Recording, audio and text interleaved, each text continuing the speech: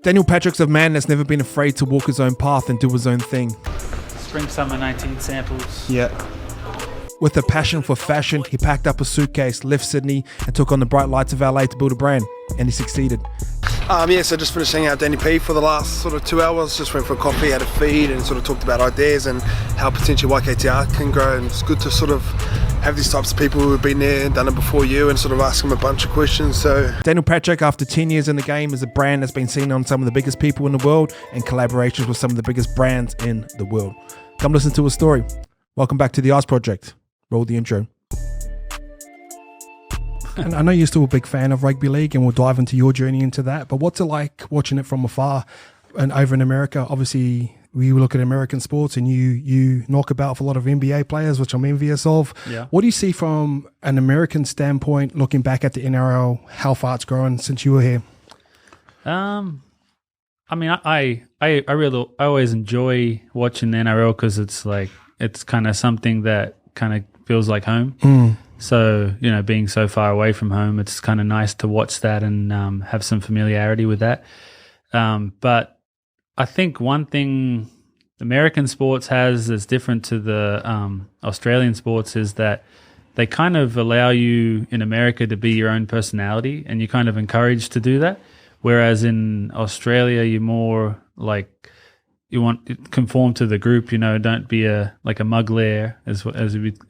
So, I mean, I know when I was playing that wearing coloured boots was kind of frowned upon, and you had to be really good, if you wanted to do that. But it has changed over time, and I think it's taking steps towards that. But the thing that I like about American sports is the walk-in, where they come dressed as themselves and their own personality, and they put their own thing on it, and I think that's something that I don't know. It's kind of a hard balance because you don't want to take away the tradition of the NRL, but at the same time you need to kind of move forward as well. Yeah, you look at players from abroad, and who's a couple guys that sort of stand out that are moving towards that direction? Guys who aren't afraid to be themselves. Are there anyone that stands out for you in the NRL? Yeah, in the NRL. Jerome Luai. I think he's got his own personality. I don't know. I think Quade Cooper in the rugby. He's doing his own line as well. Just trying to think. I mean, who do you think that, in... we got Cheesy's underneath our banner as well. It's probably not so much on a fashion sense. I just think he's not afraid to be himself. And I he's think got a personality. Yeah, he gets himself in trouble, but probably the standout for me would be Kalen Ponga. Oh, yeah, for sure. Yeah, Kalen Ponga. Yeah, you sit here and you don't... Can't doesn't come to your mind real quick, but yeah. All right, so welcome back to Sydney. It's been 8 years since you've been here. What's sort of the biggest change, and what's some of the things that you've missed being back? I've noticed, the coffee's good, but the coffee in LA is really good now. It's getting good, yeah. And it's funny because I didn't drink coffee when I lived here, and I got big into coffee over there, and it's a really Australian thing to be into coffee. So, and I'm looking forward to go to Melbourne though, because I hear their coffee is really good too. So, but the biggest changes, I don't know. I think the city has cleaned up a lot.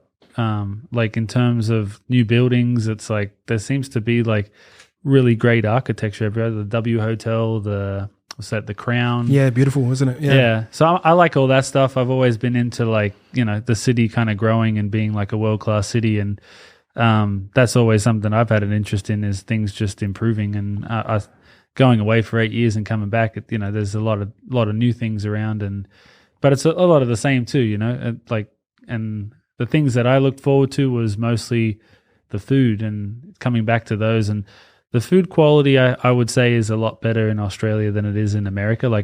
Has more flavor, and so. I seen you put out a post reaching out for restaurant tips. Is any that have stood out for you? Any restaurants that have stood out to me that we went to? Yeah. I went to Nomad in Surrey Hills. That was really good. Really good. Yeah. Where else have we gone? You coming back or smacking pies or anything, or you? I had one pie, but it was like a gourmet pie though. I like a standard pie, well, the ones that I used to like were Sergeant's pies, the frozen ones from the supermarket. But I don't think they exist anymore. Yeah, awesome. Well, pumped to have you back, and we've been meaning to do a podcast in a long, long time. Before we dive into sort of childhood upbringing, I just want to thank you for your time over the years. Flew over to LA, and you gave me a lot of time. Obviously, we were just starting out at YKTR, shared a lot of knowledge with me, showed me around the office, you and your wife, and I really appreciate that knowledge that you shared onto me because it's helped me grow into this next little phase. So I do appreciate that. Yeah, no worries. I always enjoyed having, people come from over here and, showing them around, having a coffee and chatting footy, because you don't really get the opportunity to do that because no one over there really knows footy that much. And so it's kind of nice to do that. So I get a kick out of it too. So yeah, no worries. All right. Before you become Daniel Patrick, the fashion designer, what were you like as a kid? Where'd you grow up? What were your parents like? Tell us about your upbringing. So I grew up in the Sutherland Shire. Well, originally we lived in Marrickville, and then we moved to the Shire. You're just around the corner, bro. Yeah. So I grew up there. Went to Endeavour Sports High School. Played league. Did every sport that was going at school. Basically to get out of school. And yeah, I mean, I enjoyed that. That was kind of a good base for me, just a sports thing, and that's what kept me in school. And it's kind of come full circle with what I do now with fashion because. People see it as, oh wow, it's such a different thing, and essentially it is. But the way that we do it, it's kind of become an authentic part of us as sportswear, and we kind of that luxury sportswear, and dealing with athletes, and making clothes that fit them good, and because they're big guys, and nice and oversized. Yeah, so it's kind of been it became a bit of a thing at the beginning. It became a niche, and then we just kind of leaned into it. And yeah. Well, obviously people wouldn't realize this, but you actually played with the Scope and guys like Louis Brown at the Roosters. What was that experience with the Roosters like? I heard you guys talking upstairs and some of the toughest times you'd went through in terms of physical activity. Tell us about the Roosters back in the day. Well, I didn't play with Louis. Louis came the year after me. You had a run-in with Louis though, didn't you? On the field, yeah. We had in the scrum. Yeah. Well, the funny thing was that Louis came in. I got kind of let go from the Roosters, and then I went to the Dragons kind of late in their preseason, just to get a run. And I had thought about giving it away at that point, but then I wanted to give it another crack. So I went to the Roosters. I went from the Roosters to the Dragons, and then. The first game that I got given a go at was against the Roosters, and I was kind of so nervous for that game because it's where I came from, and it was the first game that I was given in the team, so it's kind of you couldn't give me another game to warm up so that I could be ready for this. But I came into that game, and I remember that game vividly because I remember how nervous I was, and because they had let me go, so you kind of have a bit of a chip on your shoulder. And then Louis was the guy they brought in there, and not that it's his fault, but we had a little clash in the scrum. It was nothing major, but but that was a good game for me. I remember they targeted me. I was their spot player, and when I left the Roosters, my defense was pretty weak, and that was something that I made really strong when I was at the Dragons playing in club footy and stuff like that. That was one thing they were you need to, if you want to get in the team, you need to improve your defense. Yeah. So I improved it, and I don't think they knew that was coming. And I did. I remember I played 35 minutes, 28 tackles, no misses. And they was got me up. Bro. Yeah. Well, yeah. Like I said, that game stands out pretty vividly to me because it was kind of one of those games where you had a chip on your shoulder and you wanted to prove a point. Love that. Yeah. It's kind of full circle because obviously a guy like Louis, he went up again. He's in the fashion game. He's linked up with you as well. Scope, you just had a chat with him up there. You're in the same team. It kind of feels like a full circle moment coming back to Sydney, wouldn't it? Yeah, that's what it was like, because I came back 8 years ago for my sister's wedding, and then, at that time my head was still kind of building the business over in America. So I didn't really look to come back. And then now I've been kind of the last couple of years been wanting to come back, and it's just been good to get home. And and were you thinking about setting up an office here for a bit? I remember I spoke to you about that. Yeah, we were looking at doing a stint over here, and kind of having the kids in here for a year, and so we didn't end up doing that. But you never know in the future. What's your greatest lesson that you've learned from football that's carried over to what you're doing right now? I think in football you learn a lot about just hard work, because the stuff you go through, like you said, we were chatting with Scope upstairs about what we went through at the Roosters, and that was just in the lower grade stuff, and we had really hard training, and it seemed like it was on the level of the first grade. Obviously they might have been doing more, but we were just kids doing that same stuff, and I would always put myself there. And even at school, I had a teacher in my school who was a coach at the Roosters in that was back then it was first division, so that was the reserve grade. And I'd jump in the car with him every afternoon, go to training, do weights with the flag team when I was like 14. Oh, really? Just to keep my face there, and just and obviously and just make sure I was improving my strength and all that kind of stuff. Because I was always really a skinny kid and had to put on weight, and that was one thing I did at the Dragons was I put on weight, and I finally Yeah. One thing Scope sort of said about you very early on, and they didn't even realize you were doing all this sort of great things over in America, but one thing you always said that like you always sort of dress different than all the other boys. You're kind of always into fashion. Yeah. Do you want to talk about how does a kid from Marrickville start to get into different type of fashion? And not only that, not falling into the circles of what the footy, everyone does the same shit. We all talk the same. We all dress the same. What made you want to stand out through clothing? I think I've always just been my own person. And then, you just kind of, I don't know.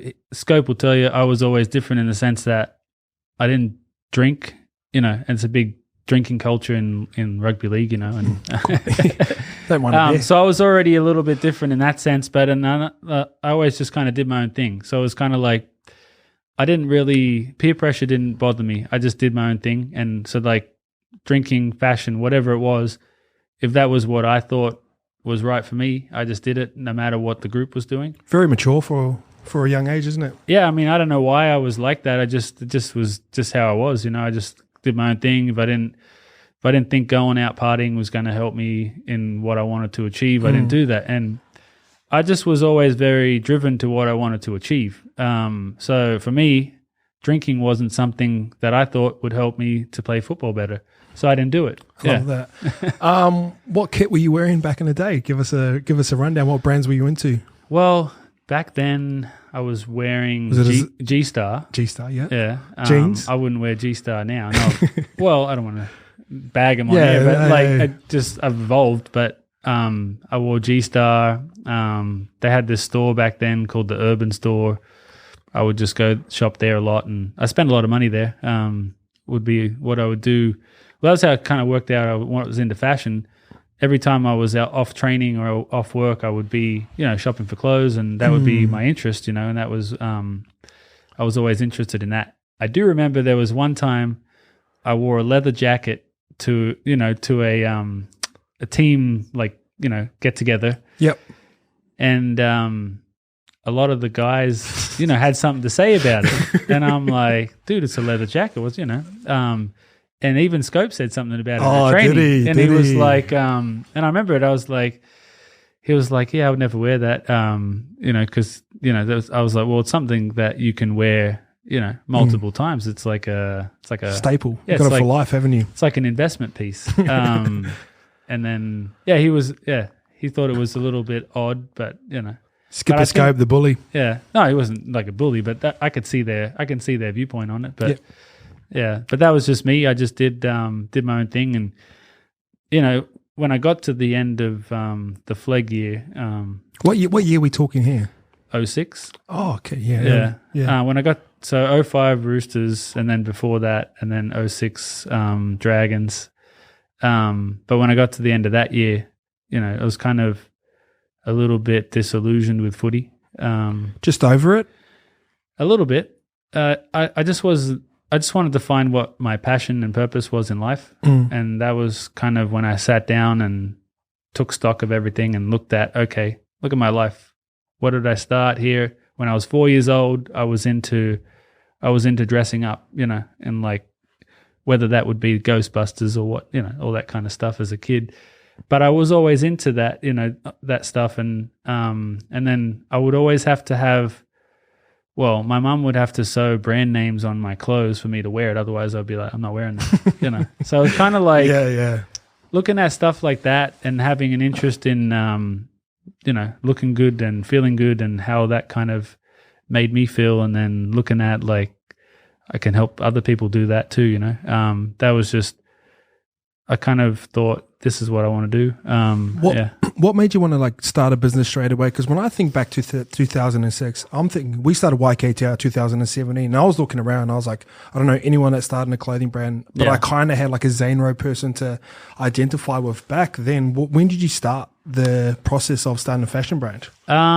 Well, just right then. That was when the wheels got in motion. 2006. Yeah, I mean that wasn't when I started the brand, but I mean that was when I started it in my head, I guess, because I was starting to plan with things. And so at that time I was going to quit footy, and then an opportunity came to go play in France for footy, and I was like, okay, I guess I could do that. I don't really want to, but so then I started doing the visa process for that, and then I just midway through that I was like, I don't really have my heart in it, so I just want to go and do fashion and dive into that. And I went to school in Glebe for a year. Oh, really? And just dived into a bunch of different jobs, retail, warehousing around this area actually, and just learnt stuff. And you kind of put all the pieces together. And I didn't actually start the line until many years later. What year are we talking when you started?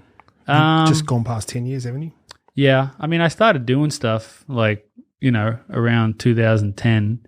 Took a trip over to America and, kind of got inspired. And it wasn't until 2011 that I moved over to America. And then I actually went there with 2 suitcases, I think about $1,000 in my pocket. And I had a return ticket because otherwise I wouldn't be allowed in the country. You need to have a... Yeah.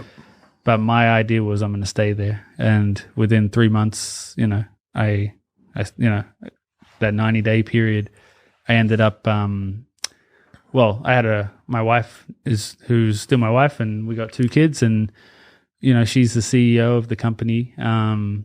We got married, and, the rest is history on that. And, and that's. Well, so obviously, like, even in Australia, we're very influenced by American culture. Obviously we follow all the American sports, and obviously inclusion of Instagram, like we follow everything off the field in terms like LeBron and all those sorts of guys.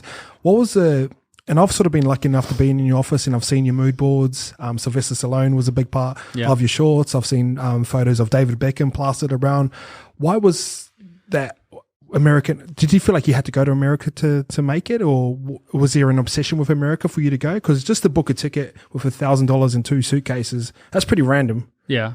At that time I was working construction for my uncle's company, so there's a better option than that. I'm just like, I can't do this forever, getting up at 4:30 and not even remembering how you drive to work. Like, you get to work and you'll be like, I don't even remember the drive. And then you leave work and you can't do anything else after that. But America, for me, I just remember it from a kid that was where the action was. It was always all the movies were from there. Michael Jordan, you would look at that stuff, and I was always like, wow, that's where I want to be when I'm older. And I remember this when I was in grade 1 at school, wanting to be there.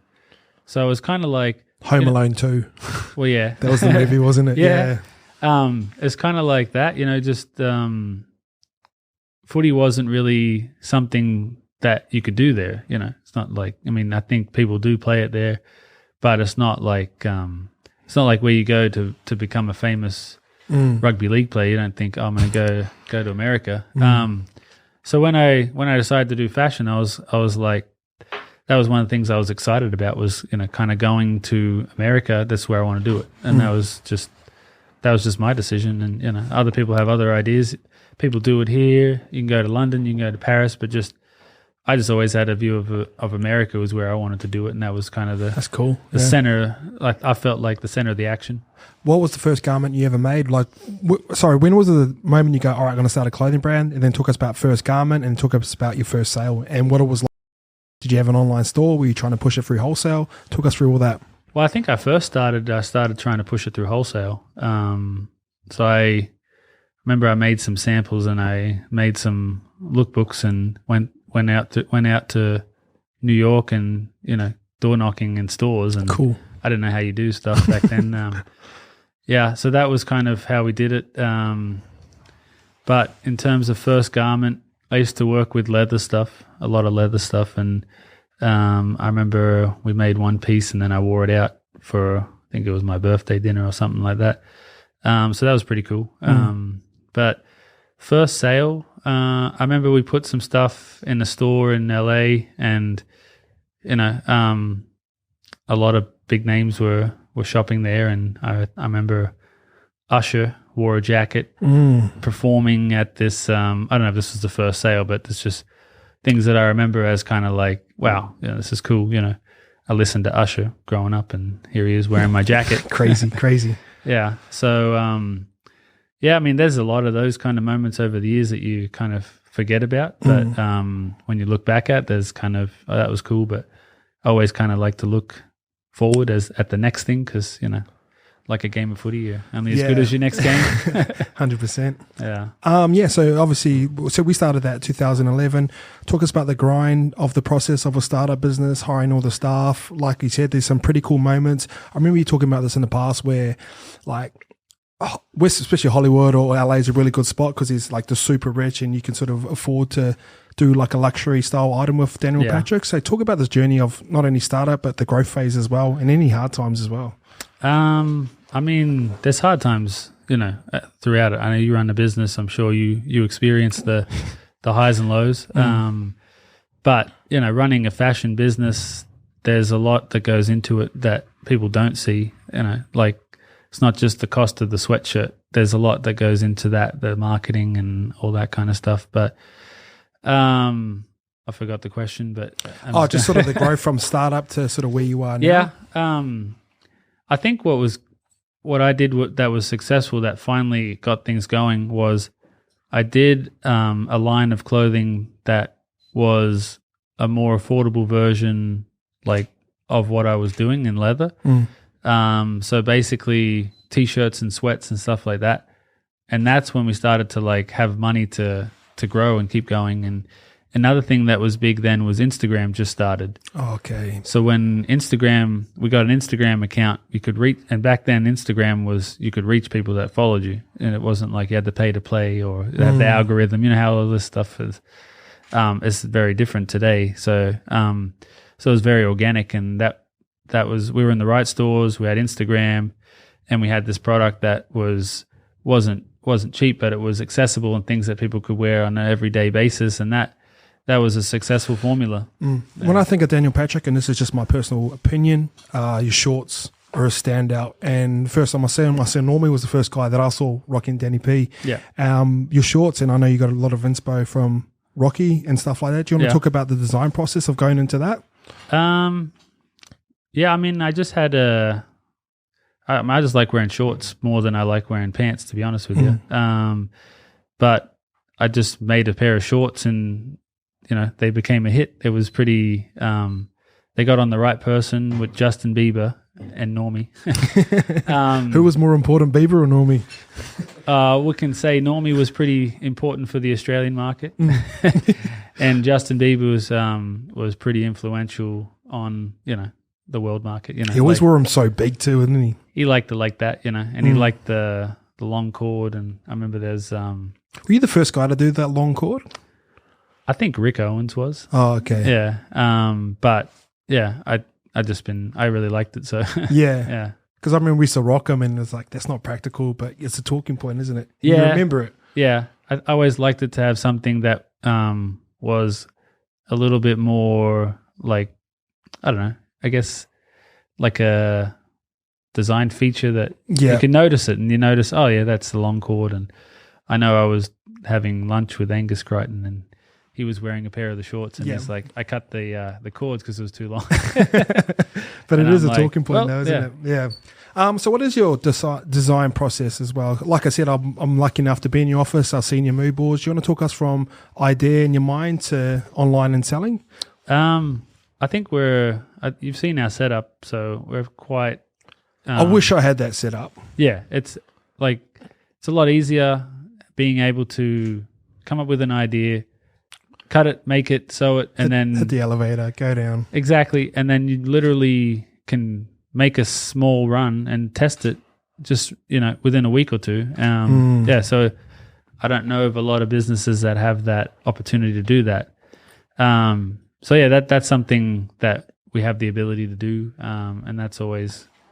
I like making new stuff all the time. Yeah, it drives my wife crazy because we have things that sell well and are the staples, and obviously as a business you need to keep doing the things that work, and then kind of trickling in the new things as you 100%. Go. So I'm always like in the future, and that can be very frustrating to the business because so it's kind of a balance that we have to work out of. Okay, these things work, keeping those in line, and then even when I'm designing, knowing that these are the things that work, but also pushing it to something new. So I think art and fashion is, in that sense, has to be a hard business to be in because you have to balance that. It's not like you're selling the same product year in, year out. Agreed. Like you're selling ice cream. You're just changing the flavors, but you still have ice cream. That's true. Yeah. Collaborations. When I was over there, you're doing the Starter one, which I thought was cool because I grew up with Starter. But you've sort of moved into doing ones with global brands like Adidas and also James Harden. How did those sort of come about? So Adidas was one that I had kind of wanted to do, and they had basically come in contact with us through a stylist that we were working with, and her husband was working there, and so they were actually looking for us, and that's even cooler. Yeah, so that was cool, and then I think they wanted us to come in and do something with basketball at that time, and I don't think many people were doing stuff with basketball. And then now that they're kind of growing that area, but that was probably, I enjoyed the Starter one, because I grew up with that too, and I had always wanted a Starter jacket but never got one. So then we created our own one. But then the Adidas one, I'd always grown up with watching Brad Fittler, David Beckham, rocking the Predators and all that kind of stuff. Predators, best boot ever. So that was kind of why I wanted to work with that company. And then they put us in with James Harden, and that was a great experience. And what's he like? Yeah, he's a great guy. Yeah, I thought he was great to work with, and fun guy, nice guy. So when you go into a design brief for someone like a big company like Adidas, do you get free reign, or is there cross collaboration there? Or do you have to follow certain guidelines? How does that work? There's many guidelines that you have to follow. Does it take away the creative fun of it, or is it still like this is cool, this is Adidas? So you have to kind of be like, okay, cool, this is their guidelines. How can we either get around it or but still get what we want and still follow what they want? And I just think to myself, I'm working with Adidas, Pretty cool. I always push for what I want.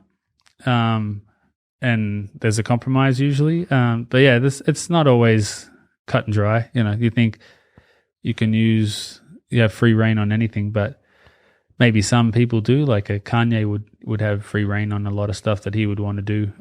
Even he, rightly so. Yeah, rightly so. Yeah, you have to earn that spot. So, yeah. What's your favorite moment in business that you've had? Well, the Adidas collaboration was a big one. Huge. With because we launched that All-Star weekend just before COVID, actually. So we got front and center marketing on that was amazing because we did the shoe for the court that James wore in the All-Star game, and that's big. So that was fun. Going to Chicago. I remember you on the phone talking to Adidas, but you weren't telling me who you were talking to. We were driving for a coffee. You're like, oh, I see. Yeah. I don't remember. Keep it on the low. Yeah. So just tell me, bro. Just tell me. But that's cool. Yeah. So that was good. We're still working with them. We kind of moved away from basketball into some other areas, which was exciting. Or is exciting, and that stuff's coming out soon. Yeah. So I don't know if I can mention what that is. No? Okay. You keep them tight, these secrets as well. Yeah. COVID sort of come along, and LA was sort of a big talking point. Obviously, stuff like Black Lives Matters happen, and I've seen all those stores across there getting jacked or robbed or whatever you want to call it. Yeah. What was that process like? Was it disheartening, or did you understand it? Or it's a crazy time for the city. It's kind of it was just chaotic. So I'm glad things have settled down, like from COVID and all that kind of stuff now. It was a tough time for business because everything was closed down too. So we kind of had to, do our best, and we made it through. And it's kind of like, I always think of like bubblegum shrimp, Yeah. But yeah, I think a lot of companies did well through, like, kind of, the ones that came out of it are kind of strong from that period. Of course, yeah. Yeah, because it takes a strong company and strong people to weather that kind of storm. I don't know how was it for you here? Oh, we're all right because we're not wholesale based as well, and because we're content based, we just doubled down on content. So people were sitting at home. Content. People were sitting at home with extra money from the government, and they were just sort of buying. So we were one of the lucky ones. But I did feel for a lot of people. But America's just a different beast, isn't it? Yeah, it definitely is. A lot more upside as well, though. Yeah, I feel like in America there's more freedom. Land of the free. Yeah, home of the brave, land of the free. I find coming back here, you notice there is more restriction, and you can just feel it. You know what I mean? Yeah, you probably experience it every day, so you don't notice it as much. Yeah, that's a good point. But I don't know that freedom is. You can kind of see it because you have quite a large spectrum of wealth to poverty in America, which range is a lot different, isn't it? Which isn't great, it isn't great, but I kind of see there's a lot of freedom to either make it or from that, and I don't like to see the poverty side of things because we deal with that every day in the city, but when I come here, I don't see any of that. It's very clean. There's no homeless people. So I don't know which way is better. There's probably a middle ground, but I do enjoy the freedom to create and the freedom to go about your business in America. But it is nice to come home too. How much does being a parent change your mindset around not only work as well? Like, obviously you want to be a great dad, and I see him courtside at basketball games and a little bit jealous and getting signed jerseys and stuff like that, which is cool. How much does that sort of change the perspective, and also getting married? Well, I got married pretty young, like 25. So that's kind of changes your perspective too, because you're committed to a relationship. But we're kind of in our relationship, we're both. She works just as hard, if not harder than me at times. She holds it down. So, and just with parenting too, I'm hands on. She's hands on. Where you the coach? Huh? You the coaching as well? You did with a little the bit? Kids? Yeah. I don't really. I tried coaching basketball, but I'm not like, it's not my sport in terms of like knowing all the ins and outs and the fundamentals in terms of that. Aesthetically, I get it, but like. I want to dress you guys walking onto the court. If it was like a league team, like a footy team, I feel like I could probably do that better. That's where I come from, So, but yeah, that's I did a little bit of that, and I try and just help, the coaches now. Here's the oranges, kids. Yeah. All right, I've heard you talk on, you've done a podcast with Ronnie 2K, and most people have an end goal for their business, and you said you want to do this forever.